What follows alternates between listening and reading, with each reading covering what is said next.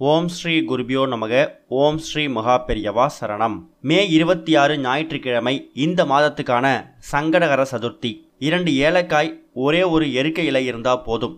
உங்களோட ஒட்டுமொத்த பிரச்சனைக்கும் ஒரு மிகப்பெரிய தீர்வு கிடைக்க போகுது. நாளைய தினம் ஞாயிற்றுக்கிழமையில் வரக்கூடிய அற்புதமான தேய்பிறை சங்கடகர சதுர்த்தி.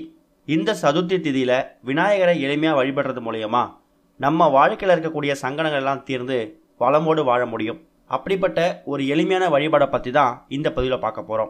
விநாயகர் வழிபாட்டுக்கு உகந்த நாட்களில் சங்கடகர சதுர்த்தி ரொம்ப சக்தி வாய்ந்த ஒரு வழிபாடு. அதுவும் பௌர்ணமிக்கு பிறகு வரக்கூடிய தேய்பிறை சங்கடகர சதுர்த்தி நம்மளோட துன்பங்களை தேய்ந்து போக வைக்கக்கூடிய, இன்பமாய் வாழ வைக்கக்கூடிய ஒரு அற்புதமான வழிபாடு. ஏன்னா சந்திர பகவான் தான் பெற்ற சாபத்தை நிவர்த்தி செய்யறதுக்காக விநாயகரை தேய்பிறை சதுர்த்தியில் வழிபட்டார் அப்படிங்கிற மாதிரி புராண கதைகள் சொல்லுது. அப்படிப்பட்ட அந்த நாளில் நாமும் விநாயகரை வணங்கும் போது நம்மளோட துன்பங்கள் தேய்ந்து போகும், நிவர்த்தியாகும். நம்மளோட மனசை கட்டுப்படுத்திக்கக்கூடிய ஆற்றல் சந்திர பகவானுக்கு தான் இருக்குதான். நம்ம செய்யக்கூடிய ஒரு செயலுக்கும் சந்திர பகவான் தான் காரணமா. அதனால தான் அவரை மனோகாரகன்னு சொல்கிறாங்க. அப்படிப்பட்ட மனோகாரகன் வழிபட்ட அந்த தேய்பிறை சங்கடகர சதுர்த்தியில் நாமும் விநாயகரை வழிபடும் போது நமக்கு சந்திர பகவானோட அருளும் கிடைக்கும், விநாயகர் பெருமானோட அருளும் ஒரு சேர கிடைக்கும். நாளைய தினம் மே மாதத்தில் வரக்கூடிய தேய்பிறை சங்கடகர சதுர்த்தி. இந்த நாளில் விநாயகரை வணங்கும் போது சந்திரன், சூரியன் இது மாதிரி பல பேரோட அருள் நம்ம சேர்ந்து பெற முடியும்.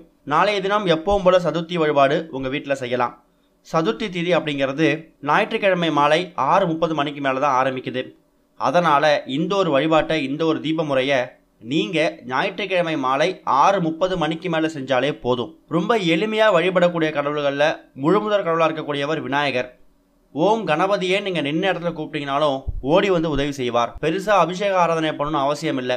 ஒரு மஞ்சளை பிடிச்சு வச்சு அதை நீங்கள் விநாயகராக பாவிச்சு வழிபாடு பண்ணால் கூட அந்த மஞ்சள் வந்து உட்காந்துடுவார். அந்த அளவுக்கு விநாயகர் பெருமான் எளிமையான கடவுள். அப்பேற்பட்ட விநாயகர் பெருமானுக்கு ரொம்ப பிடிச்ச சில பொருட்களை வச்சு நம்ம வழிபாடு செய்யலாம். அதில் முதல் பொருள் அருகம்புல். நாளைக்கு உங்கள் வீட்டில் சங்கடகர சதுர்த்தி வழிபாட்டில் அருகம்புல் கட்டாயம் இருக்கணும். அது கூட எருக்க இலை ஒன்று எடுத்து வந்து சுத்தப்படுத்தி வச்சுக்கோங்க. விநாயகர் ஃபோட்டோவுக்கு முன்னாடி ஒரு தட்டில் எருக்க இலையை வச்சு அது மேலே அகவிளக்கு வச்சு நல்லெண்ணெய் ஊற்றி தீபம் போடுங்க. இது ரொம்ப சிறப்பு வாய்ந்த ஒரு தீபம். எருக்க இலைக்கு மேலே அகவிளக்கு வச்சு அதில் நல்லெண்ணெய் ஊற்றி தீபம் போடணும். விநாயகர் பெருமானுக்கு முன்னாடி தட்டில் 2 ஏலக்காயை வச்சு அதை நீங்கள் நைவேத்தியமாக படைக்கலாம். ஏலக்காயை மட்டும்தான் படைக்கணுமா? சர்க்கரை பொங்கல், கேசரி இது மாதிரி இனிப்பு பொருட்கள் செய்யக்கூடாதா? கொழுக்கட்டை செய்யக்கூடாதா அப்படின்னு கேட்டிங்கன்னா தாராளமாக செய்யலாம். அது உங்கள் தனிப்பட்ட விருப்பம். என்னால் பெருசாக எதுவும் நைவேத்தியம் செய்ய முடியல அப்படின்னு நினைக்கிறவங்க 2 ஏலக்காயை விநாயகர் பெருமானுக்கு முன்னாடி வச்சு மனசார வேண்டிக்கோங்க. கண்டிப்பாக எருக்க இலையை சுத்தப்படுத்தி அது மேலே அகவிளக்கு வச்சு தீபம் போடுங்க. அந்த நேரத்தில் நீங்கள் வேண்டக்கூடிய எந்த ஒரு விஷயமா இருந்தாலும் அதுக்கு விநாயகர் பெருமான் செவி சாய்ப்பார். ஓம் ஸ்ரீ குருபியோ நமக. ஓம் ஸ்ரீ மகா பெரியவா சரணம்.